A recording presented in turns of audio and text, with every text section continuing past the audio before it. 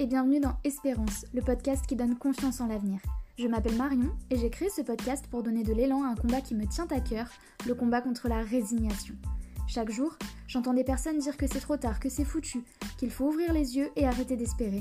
Ces personnes parlent de leur santé ou de celle d'un proche, de l'environnement, de l'éducation et plus généralement de sujets de société. Grâce à ce podcast, je compte bien vous montrer que tout autour de nous, des personnes incroyables et engagées agissent quotidiennement pour changer le monde en mieux.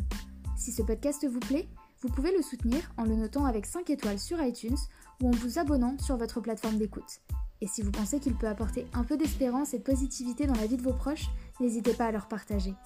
Vous pouvez aussi me rejoindre sur Instagram sur le compte Espérance et vous ou poster sous le hashtag #MadeWithEspérance pour que je puisse vous lire et échanger avec vous. Et maintenant, place au sujet du jour.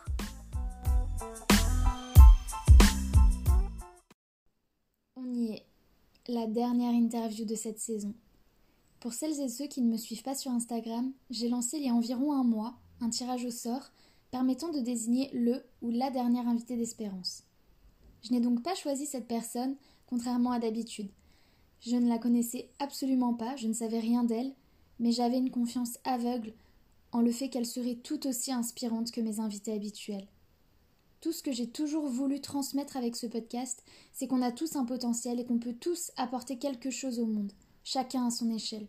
Alors aujourd'hui, je suis vraiment fière de clôturer cette première saison avec Honorine, qui a merveilleusement illustré ce que je souhaitais mettre en avant. Elle fait partie des invités qui m'ont le plus touchée et ses messages sont d'une infinie puissance. Vous pouvez la retrouver sur son compte Instagram Naturanfal, que je vous mettrai en description. J'espère que cette dernière interview vous plaira, et s'il vous plaît, si vous avez apprécié d'écouter Espérance cette année, prenez quelques secondes pour mettre 5 petites étoiles sur Apple Podcast ou pour partager le compte sur Instagram afin que d'autres puissent en profiter.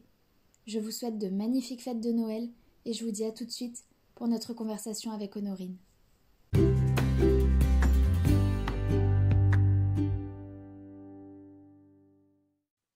Bonjour Honorine et merci beaucoup d'être avec moi sur Espérance aujourd'hui. Je suis très contente parce que c'est la toute dernière interview de la saison 1. Donc pour rappel aux auditeurs qui n'auraient pas suivi, j'avais proposé à tous les abonnés d'Espérance de participer à un tirage au sort pour pouvoir être interviewés. Donc on s'est parlé 10 minutes au téléphone la semaine dernière, mais j'en sais pas du tout beaucoup sur toi comparé aux autres invités que je peux recevoir. Donc ça va être une découverte en même temps que les auditeurs.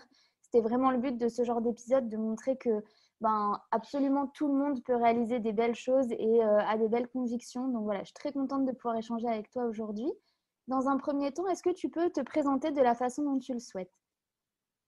Oui, donc tout d'abord, merci Marion, hein. J'ai été sélectionnée, j'ai gagné quelque chose, je te dis merci. Donc j'ai 32 ans, je suis originaire du Cameroun.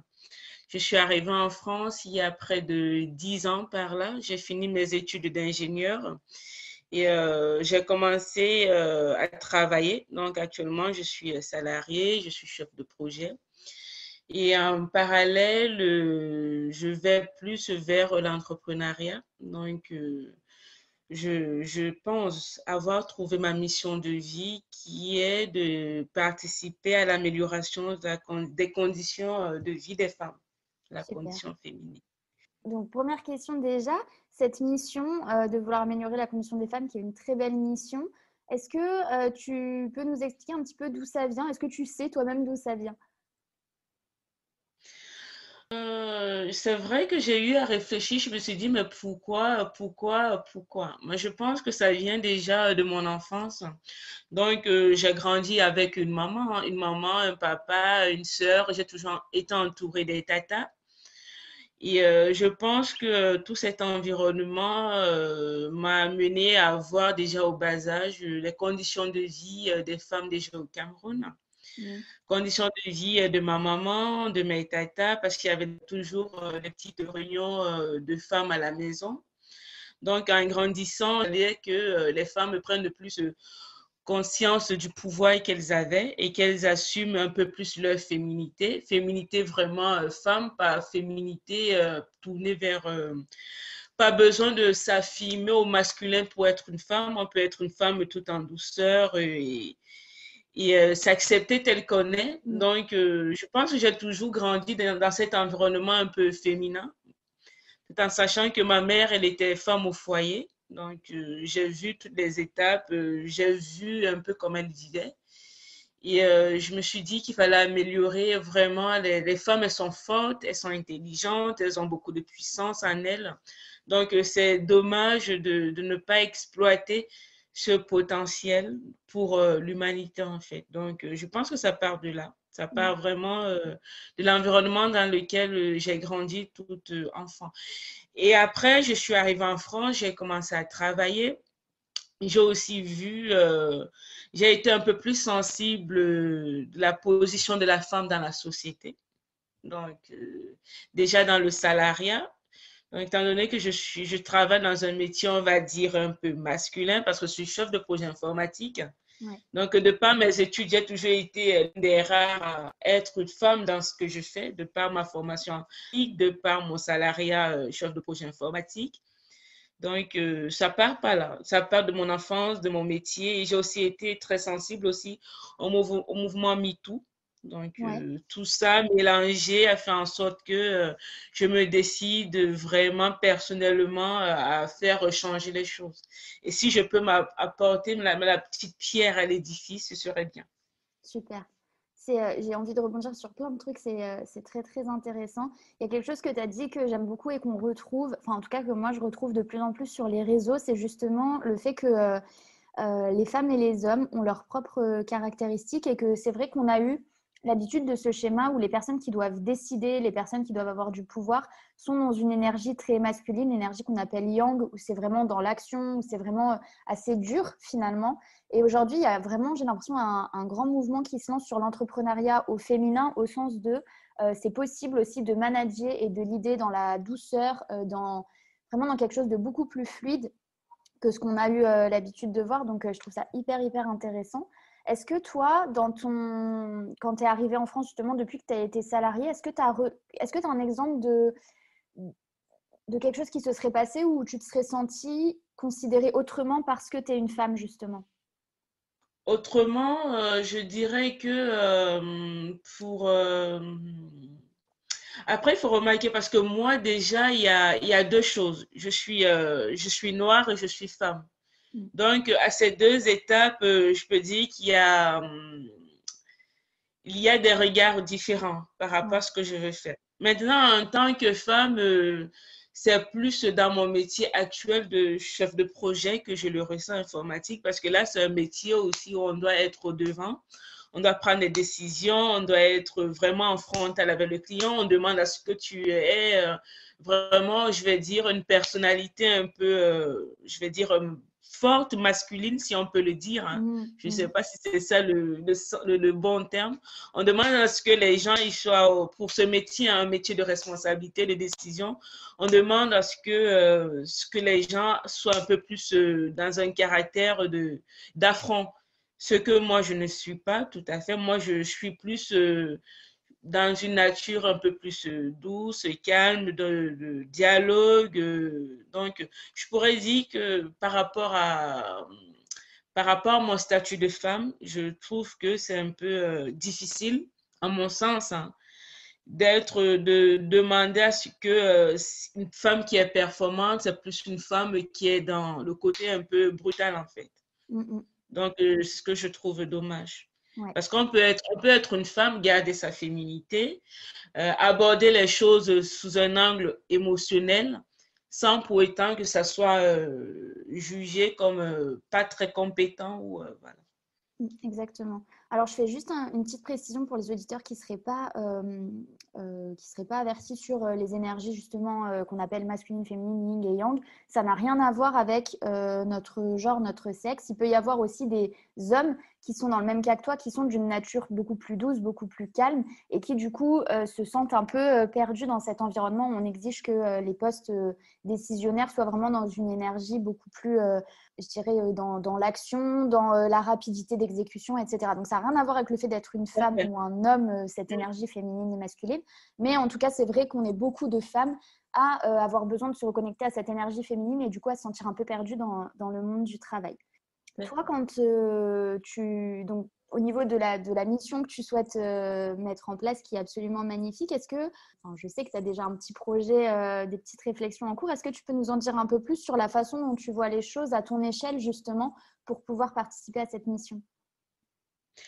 Justement, à mon échelle, déjà, je pense que tout le monde peut participer à améliorer déjà les conditions de vie de tout le monde. Donc, moi, je pense qu'il ne faut pas forcément de grands moyens, il ne faut pas forcément être une star, une personne de connue pour améliorer le quotidien de tout un chacun. Mm. Donc, moi, une cause qui me touche particulièrement, c'est la cause des femmes.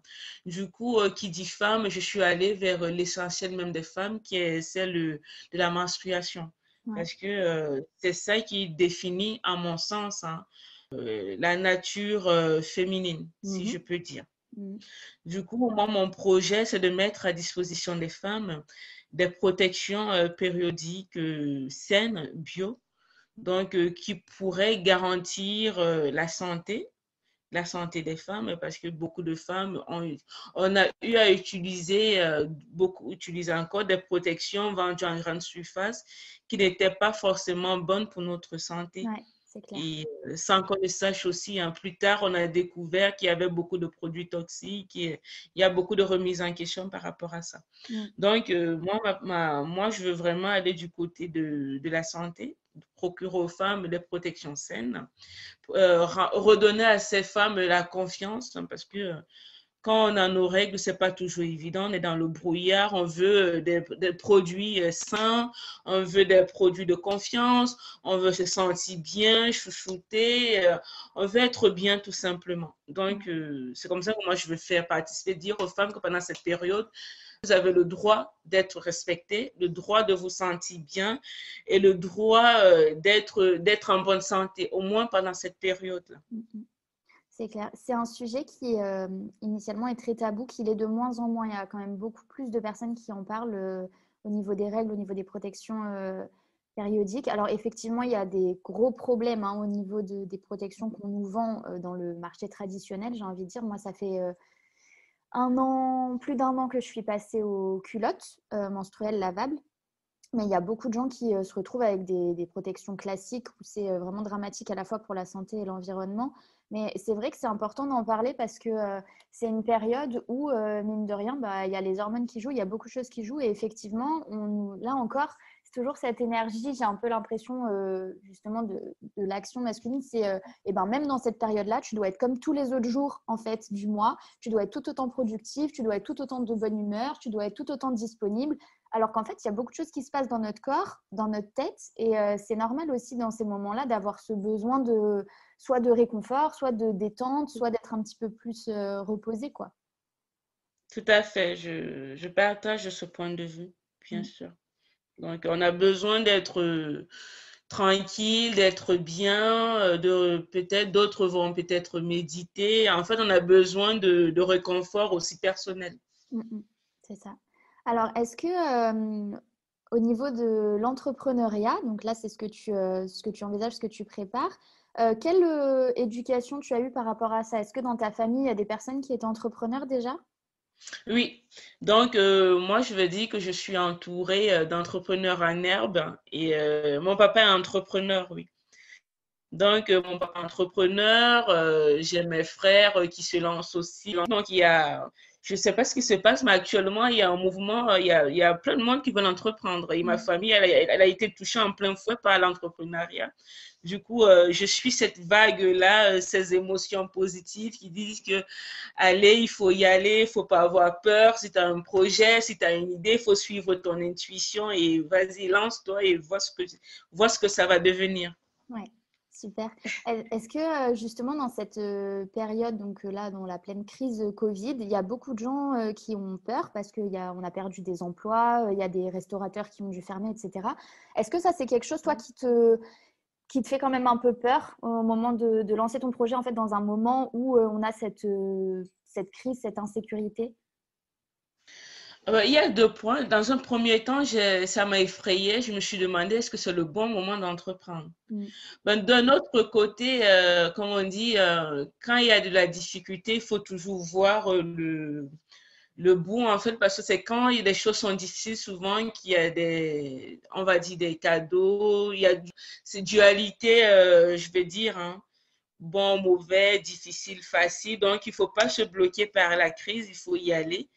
Ce qui est sûr dans le secteur de l'hygiène intime, hein, les femmes, qu'il y ait crise ou pas, qu'il y ait Covid ou pas, les femmes vont toujours utiliser des protections hygiéniques. Elles en ont besoin.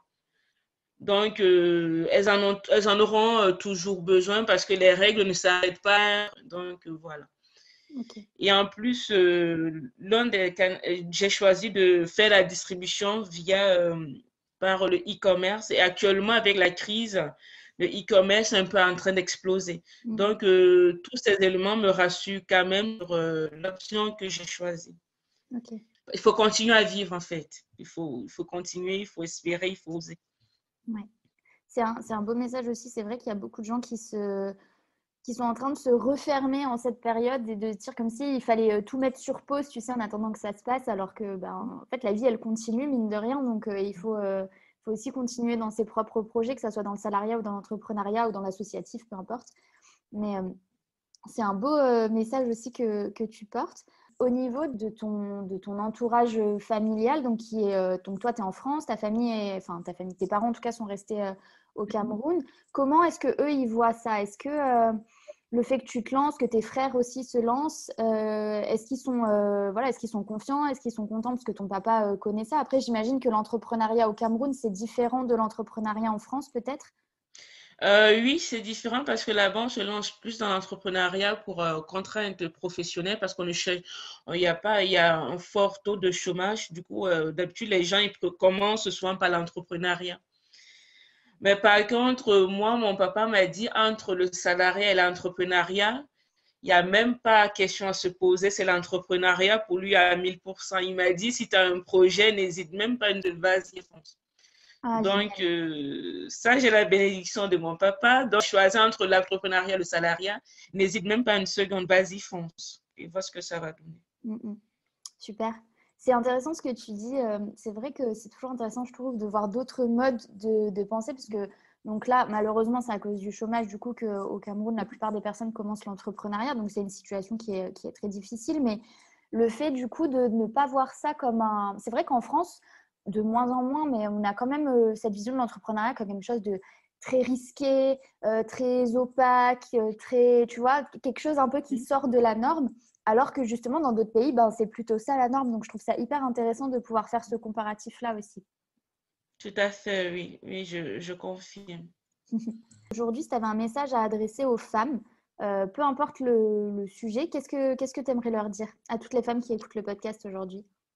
Vous êtes toutes fortes, vous êtes toutes intelligentes. Croyez en vous. Surtout, surtout, suivez votre instinct. Parce que moi, je pense que l'instinct, c'est la force, la puissance cachée de la femme. Écoutez-vous, écoutez vos émotions, n'ayez pas peur, soyez confiante et faites de belles choses. Faites de grandes choses, que vous ayez le soutien ou pas. Croyez d'abord en vous-même avant de demander aux autres de croire en vous. Et vous verrez, vous ne ferez que de choses magnifiques. Voilà, c'est un trop beau message.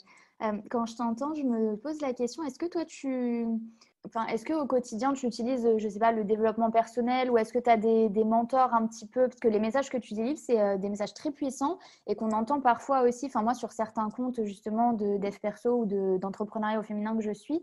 Est-ce que toi, il y a des choses comme ça dans ton quotidien qui t'aident un petit peu justement à confirmer cette envie d'aller plus loin dans ta mission? Oui, donc j'ai eu en fait, pour que j'en arrive là, j'ai dû traverser certaines étapes personnelles. Donc, à un moment donné, j'ai eu des difficultés personnelles qui m'ont demandé un peu de réflexion pour que je puisse comprendre qui j'étais, ce que je voulais, et où je voulais aller. Du coup, pendant cette période-là, j'ai beaucoup lu sur en fait, j'étais au plus bas, il a fallu que je me relève. Du coup, j'ai beaucoup lu sur les livres de développement personnel. J'ai beaucoup écouté aussi les podcasts sur le développement personnel. Je me suis repliée sur moi aussi pour savoir où j'en étais.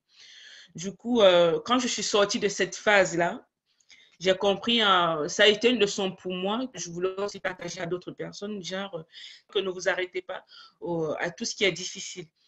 Donc, à partir de là, je me suis intéressée au développement personnel et c'est de là, j'ai eu plusieurs déclics comme ça dans la vie qui m'ont amené à où je suis actuellement. C'est pour ça que je dis, il faut absolument que les femmes comprennent qu'elles ne doivent pas se laisser aller, qu'elles doivent surtout écouter leur intuition et faire confiance à ce qu'elles ressentent au plus profond d'elles-mêmes et y aller, quel que soit ce qu'on leur dit.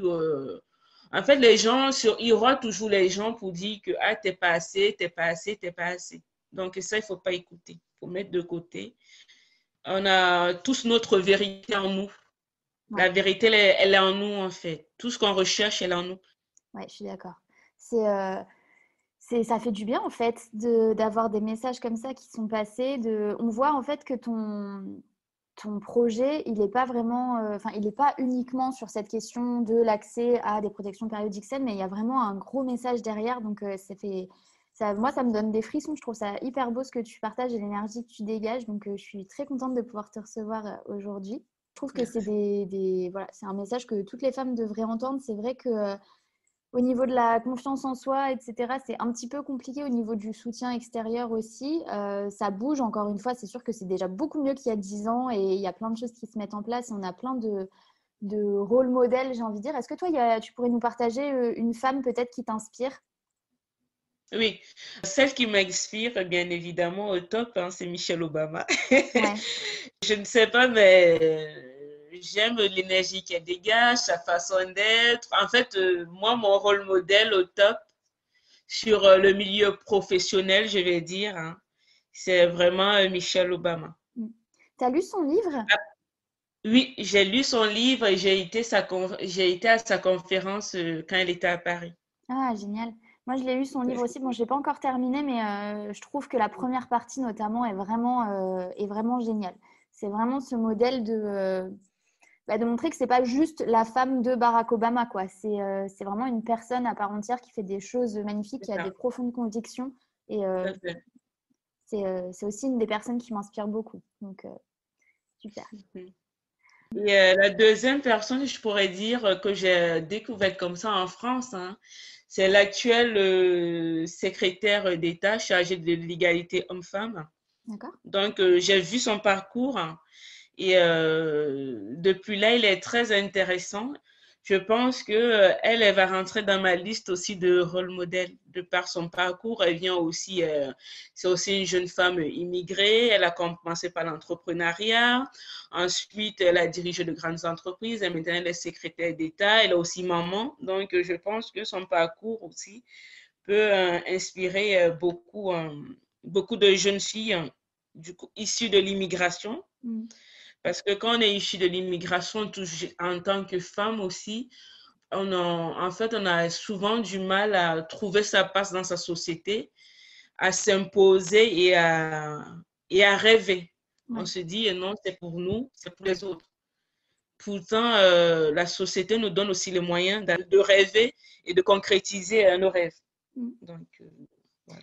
C'est vrai que j'imagine qu'il doit y avoir aussi un problème de légitimité, de se dire peut-être que ben, on n'est pas légitime pour pouvoir justement vouloir des choses, rêver des choses.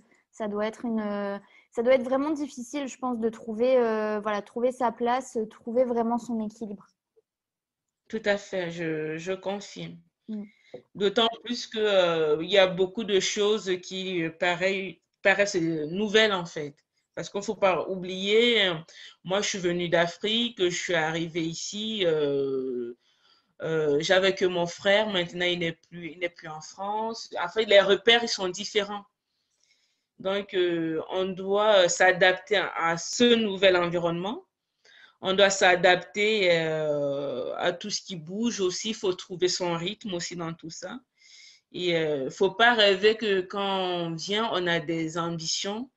Et quand on s'installe, on se joint à notre environnement, on commence à avoir de nouveaux rêves. Mm. Donc, il faut aussi trouver le courage de réaliser ces rêves-là et ne pas juste dire que moi, la société ne va pas m'accepter pour ce que je suis. Ok.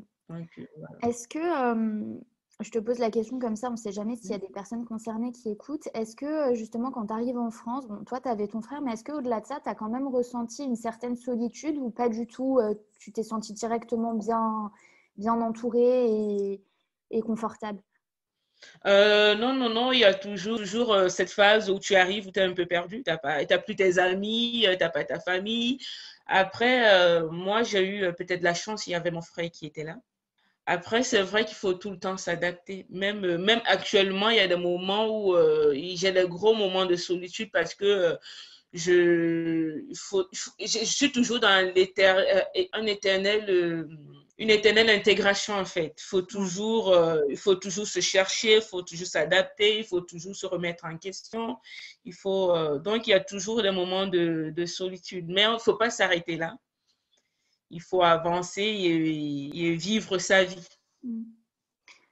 Est-ce que dans ces moments-là, il y a des parce que peut-être il y a des personnes qui écoutent qui vont se reconnaître là dans ce que tu dis. Est-ce que tu as des, ressources, je ne sais pas, est-ce qu'il y a des groupes Facebook par exemple ou des je sais pas moi, des associations ou justement qui peuvent être un soutien dans ces moments un petit peu difficiles où on a l'impression qu'on n'arrivera jamais à tu sais que que ça sera pour toujours. On a un peu l'impression que ça Mm. s'arrêtera jamais et qu'on n'aura jamais ce moment où on dira: «OK, c'est bon, ça y est, je suis là, je suis à ma place». Ben, je sais qu'il y a des associations, mais j'ai pas été dans ces associations-là. D'accord? Quand j'étais étudiante, il me manquait de temps parce que j'étais tout le temps, il faut bosser, bosser, bosser, des cours, tout ça. Et aussi, quand je suis arrivée dans mon école, il y avait des associations d'étudiants aussi qui apportaient un peu de réconfort dans ces moments-là. Mais je sais qu'il y a des associations qui apportent ce soutien. Mmh. Super. OK. Bon, on va devoir, terminer. On arrive au bout du podcast. C'était, ultra intéressant. J'aurais encore 1000 questions à te poser, mais, je pense que ça va vraiment intéresser beaucoup de personnes, ton parcours et ce que tu racontes et encore une fois, ta mission, enfin, tu dégages une énergie qui est vraiment, très intense et très positive, donc je suis très contente. Si des personnes veulent te contacter, est-ce que, comment on fait? Par ton compte Instagram? Est-ce que tu veux que je diffuse ton compte Instagram peut-être? Oui, si les gens veulent me contacter, je peux diffuser mon compte Instagram, il y a pas de souci, hein. Super. Bon, bah, génial. Donc, euh, mais s'il y avait quelque chose à retenir, ce que je pourrais dire, c'est vraiment mon message aux femmes. Il faut pas avoir peur d'être femme, en fait. Il faut être femme avec ses forces et ses faiblesses et écoutez-vous au maximum. Écoutez votre intuition. C'est très important, l'intuition. Ouais. Il faut apprendre à s'écouter et faire confiance à son intuition. Si vous vous trompez, c'est pas grave. C'est pas grave. Vous allez retenir la leçon. Important, retenir la leçon, mais avancer. Écoutez votre intuition. Si aujourd'hui votre intuition vous dit faites ça, ne dites pas que ne mettez pas de barrière. Allez-y et vous verrez, il y aura que de belles choses tout au bout. Mmh. Ouais. C'est, Donc, moi, j'ai choisi ce projet. C'est mon intuition qui me dit, vas-y, vas-y. Comme je disais encore à mon frère, j'ai jamais entrepris, hein. Là, je vais à l'aveugle et je ne sais pas, mais je vais voir ce que ça va donner. Et mon frère lui-même me dit, tu ne le sais pas encore, mais il y a quelque chose qui te dit de prendre cette direction-là. Donc, vraiment, écoutez-vous et vous verrez, il n'y aura que de belles choses à la fin. super. Bah, écoute, merci beaucoup, d'avoir, pris ce temps. Je suis très, très, très contente de cette première interview, «surprise» entre guillemets. J'adore et ça enfin, merci parce que tu viens vraiment confirmer ce que je voulais montrer à travers cet épisode, c'est-à-dire que, ben, toi, aujourd'hui, tu es pas quelqu'un de connu, tu es pas quelqu'un, voilà, tu es pas une personnalité publique, tu as pas encore lancé ta boîte et cetera. Pour autant, tu as des messages hyper forts à faire passer. Dans ton quotidien, tu as vraiment cette volonté de pouvoir apporter quelque chose et c'est exactement ce que je voulais montrer. Donc, merci beaucoup d'avoir été là. Merci beaucoup à toi de m'avoir sélectionné, de m'avoir invité. Merci beaucoup.